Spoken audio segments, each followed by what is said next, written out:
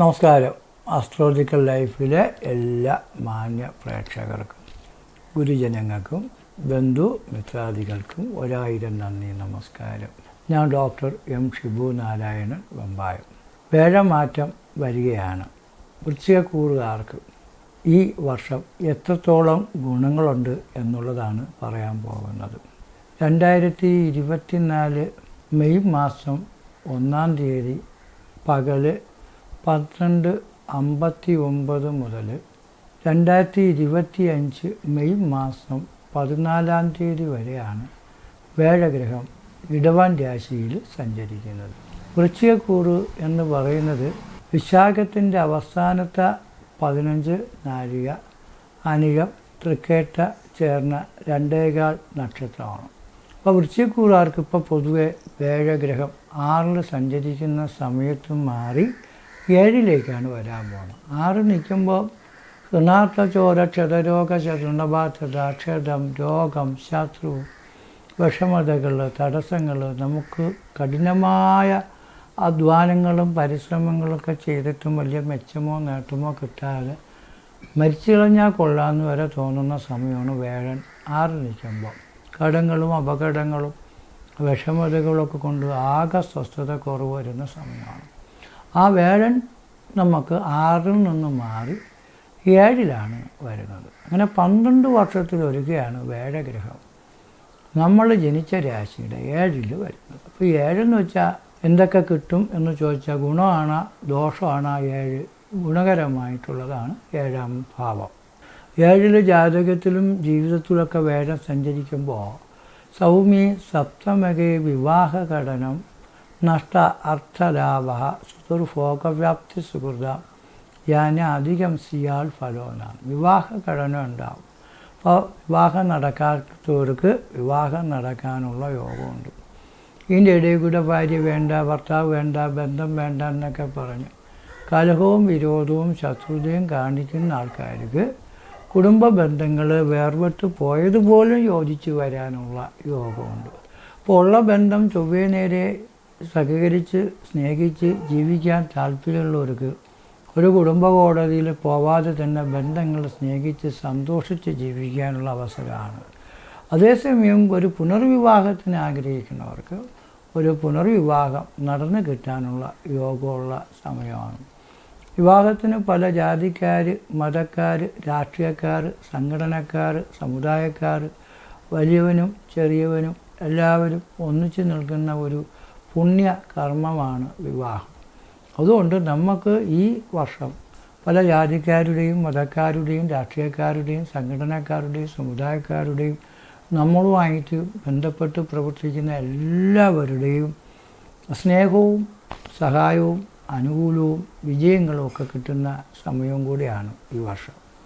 നഷ്ട അർത്ഥലാഭം, നഷ്ടം വന്ന് കിട്ടാതെ കിടക്കുന്ന പണം കിട്ടുമെന്നാണ്. അപ്പം നമ്മളെല്ലാവരും ഓരോരോ മേഖലകളിൽ പ്രവർത്തിക്കുകയും ജോലി ചെയ്യുന്നതും ബിസിനസ് ചെയ്യുന്നതും എല്ലാ കാര്യങ്ങളും ചെയ്യുന്നതും പണം സമ്പാദിക്കാൻ വേണ്ടിയാണ്. നമ്മളെ കുടുംബത്തിലുള്ളവരും നാട്ടിലുള്ളവരും ഉദ്യോഗസ്ഥന്മാരെല്ലാം രാവിലെ എണീറ്റ് അവർക്ക് അറിയാവുന്ന ഉദ്യോഗങ്ങളും തൊഴിലുകളും വ്യാപാരങ്ങളും എല്ലാം ചെയ്യുന്നത് പണം കിട്ടാൻ വേണ്ടിയാണ്. ഏത് രാജ്യത്ത് പോകുന്നതും സാമ്പത്തിക നേട്ടം കിട്ടാൻ വേണ്ടിയാണ്. അപ്പോൾ നമ്മൾ ഏത് രാജ്യത്ത് പോയാലും നമ്മളെ വീട്ടിൽ ഇരുന്നാൽ പോലും ചിലപ്പോൾ ഒരു ഫോൺ കാൾ കൊണ്ട് തന്നെ ഒരു ബിസിനസ് നടത്തി സാമ്പത്തിക നേട്ടങ്ങൾ കൈവരിക്കാൻ പറ്റും. അത് നഷ്ടപ്പെട്ടു പോയ പൈസകൾ വരെ കിട്ടാൻ യോഗമുണ്ട്. നഷ്ടപ്പെട്ടു പോയെന്ന് വെച്ചാൽ നമുക്ക് ആർക്കെങ്കിലുമൊക്കെ പണ്ട് സഹായിച്ച പൈസ, ചിട്ടിയുടെ പൈസ, ആളുകൾ പറ്റിച്ചുകൊണ്ട് പോയ പൈസ, ഇനി ഒരിക്കലും കിട്ടൂല എന്ന് വിചാരിച്ച പൈസ, ഇനി അടിച്ചു വാങ്ങിച്ചോ പിടിച്ചു വാങ്ങിച്ചോ തരൂല എന്ന് പറഞ്ഞ് ഭീഷണിപ്പെടുത്തിയ പൈസ, ഇതെല്ലാം നമുക്ക് കിട്ടാനുള്ള യോഗമുണ്ട്. നമ്മൾ ശത്രുവിനെ പോലെ ഇരിക്കുന്ന ആളും മിത്രമായിട്ട് വന്ന് നമുക്ക് തരാനുള്ള പൈസയും സ്നേഹമൊക്കെ തന്ന് നമ്മളോട് നല്ല രീതിയിൽ സ്നേഹിച്ച് ജീവിക്കാൻ താല്പര്യം കാണിക്കുന്ന സമയമാണ്. നഷ്ടം വിട്ടുപോയ പൈസ മാത്രമല്ല, നിങ്ങൾ നേരത്തെ ഏതെങ്കിലും നല്ലൊരു ബിസിനസ്സോ അല്ലെങ്കിൽ ഒരു ഉദ്യോഗമോ ഏതെങ്കിലും തൊഴിലോ നടത്തണമെന്ന് ആഗ്രഹിച്ചിട്ട് ഉണ്ടായിരുന്ന ബിസിനസ് സ്റ്റോപ്പ് ചെയ്തിട്ടുണ്ടെങ്കിലോ അല്ലെങ്കിൽ ഒരു പുതിയ സംരംഭം നമ്മൾ ആരംഭിക്കണമെങ്കിലോ നഷ്ടപ്പെട്ടു പോയ ഒരു പരീക്ഷ നമ്മൾ നേരത്തെ പരീക്ഷ എഴുതിയിട്ട് ജയിക്കാതെ കിടക്കണമെങ്കിലോ ഒന്നും കൂടെ നിങ്ങളൊന്ന് പരിശ്രമിച്ചാൽ ഏത് പരീക്ഷയിലും മത്സരങ്ങളിലും കാര്യങ്ങളിലും വിജയം നേടിക്കിട്ടാൻ യോഗമുണ്ട്, അധികാരം കിട്ടാൻ യോഗമുണ്ട്. രാഷ്ട്രീയക്കാർ, സംഘടനക്കാർ, സമുദായക്കാർക്കൊക്കെ വളരെ അനുകൂലമായ ഒരു വർഷമാണ് ഈ വർഷം. അങ്ങനെ നേട്ടങ്ങളും അധികാരികളുടെ പ്രീതിയും അധികാരങ്ങളും സ്ഥാനമാനങ്ങളും അനുമോദനങ്ങളും ഒക്കെ കിട്ടുന്ന സമയമാണ്. നഷ്ടപ്പെട്ടുപോയ വസ്തുവകളൊക്കെ കിട്ടുകയും വിദേശയാനം, വിദേശത്ത് പോകാൻ യോഗം കിട്ടുകയും അധികം ഫലം അധികമായ നേട്ടങ്ങളും ഭാഗ്യങ്ങളും ഐശ്വര്യങ്ങളും കിട്ടാൻ യോഗമുള്ള ഒരു സമയവും കൂടിയാണ് വേഴഗ്രഹം 7 സഞ്ചരിക്കുന്ന സമയം. അപ്പോൾ സ്വന്തം കാര്യം മാത്രമല്ല, സന്താനങ്ങളുടെ വിവാഹം, വിദ്യ, അതേപോലെ അവരുടെ സന്തോഷം, അവരുടെ സ്നേഹമൊക്കെ കിട്ടുന്ന സമയമാണ്.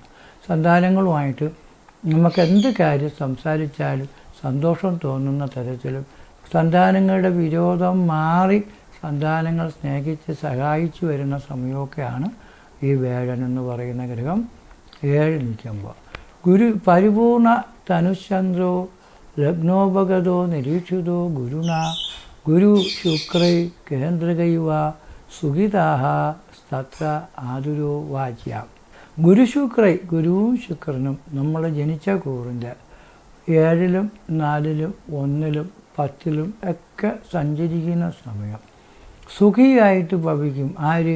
തത്ര ആതുരോ വാച്യ. എത്ര മരിക്കാൻ കിടക്കണ ഒരു രോഗിയുടെ പ്രശ്നമാണ്, ജാതകമാണ് നമ്മൾ നോക്കിയാലും ആ രോഗി സുഖം പ്രാപിച്ചു വരും. അങ്ങനെ എല്ലാ അസുഖങ്ങളും മാറാനും ശരീരസുഖവും മനസ്സുഖവും ഒക്കെ കിട്ടാനും ഈശ്വരാനുഗ്രഹം കൂടുതൽ കിട്ടാനും യോഗമുണ്ട്. ഈശ്വരാനുഗ്രഹം എന്ന് പറയുമ്പം നമ്മളെപ്പോഴും ജപവും തപവും യാഗങ്ങളും ഹോമങ്ങളും കർമ്മങ്ങളും ക്ഷേത്ര ദർശനങ്ങളൊക്കെ നടത്തുന്നൊരു വ്യക്തിയായിരുന്നാലും ചില സമയങ്ങളിൽ നമ്മൾ ചെയ്യുന്ന പരിഹാരങ്ങളും പൂജകളും കൊണ്ട് ഒരു പുണ്യവും കിട്ടിയില്ല എന്ന് നമുക്ക് തോന്നും.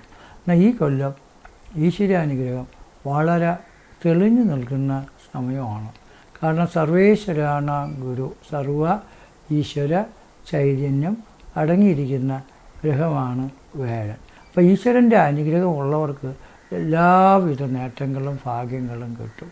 ഈശ്വരനെ കണ്ടിട്ടുള്ളവരും കറണ്ടിനെ കണ്ടിട്ടുള്ളവരും ആരുമില്ല.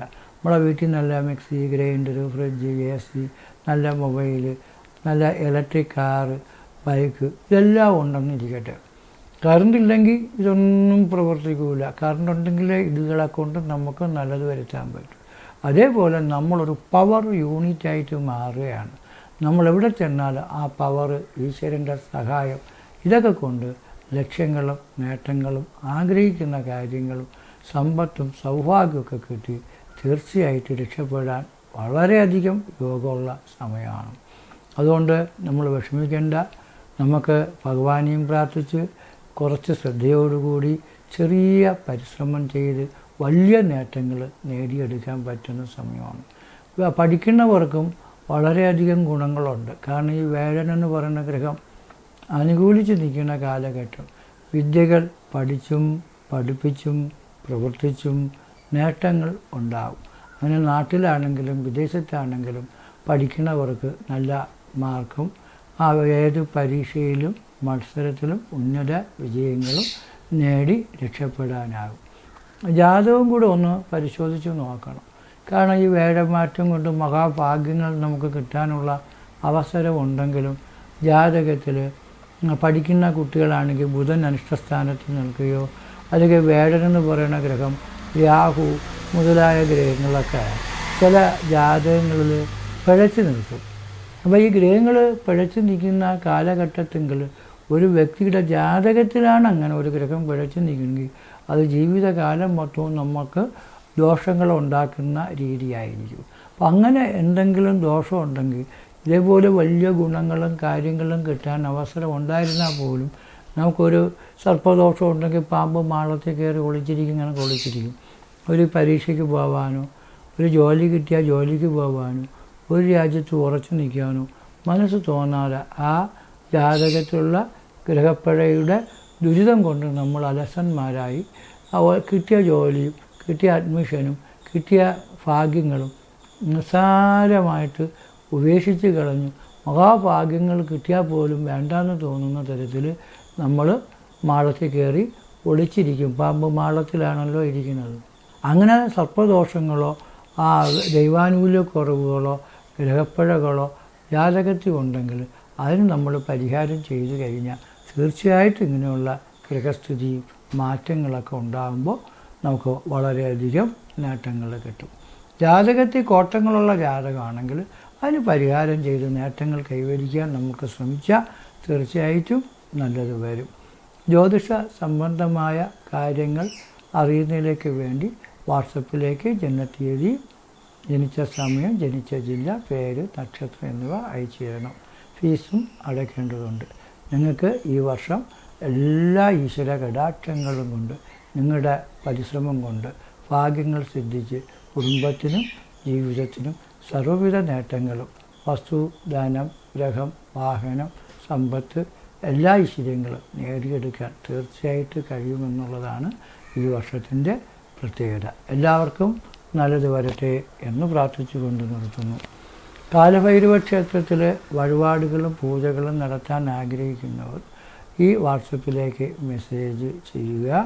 എല്ലാ അമാവാസി തോറും രാവിലെ ഗണപതി ഹോമം, 10 മണിക്ക് മൃത്യുഞ്ജയം, 4 മണിക്ക് യമരാജ ഹോമം, 5 മണിക്ക് ഭദ്രകാളി പൂജ, 6 മണി തൊട്ട് 7 മണി വരെ വിശിഷ്ടമായിട്ടുള്ള ദ്രവ്യങ്ങളെ കൊണ്ടുള്ള ദ്രവ്യ അഭിഷേകങ്ങൾ നടത്തിപ്പോയിരുന്നു. ഈ അഭിഷേകങ്ങളിലും പൂജകളിലും പങ്കെടുക്കുമ്പോൾ നമ്മുടെ മറ്റ് ജാതകത്തിലുള്ള ഗ്രഹപ്പിഴകളും ദോഷങ്ങളൊക്കെ ഉണ്ടായിരുന്നാൽ പോലും ശമനം കിട്ടി ഗുണങ്ങൾ നമുക്ക് നേടിയെടുക്കാൻ പറ്റും. എല്ലാവർക്കും നല്ലത് വരട്ടെ എന്ന് പ്രാർത്ഥിച്ചുകൊണ്ട് നിർത്തുന്നു. നന്ദി, നമസ്കാരം.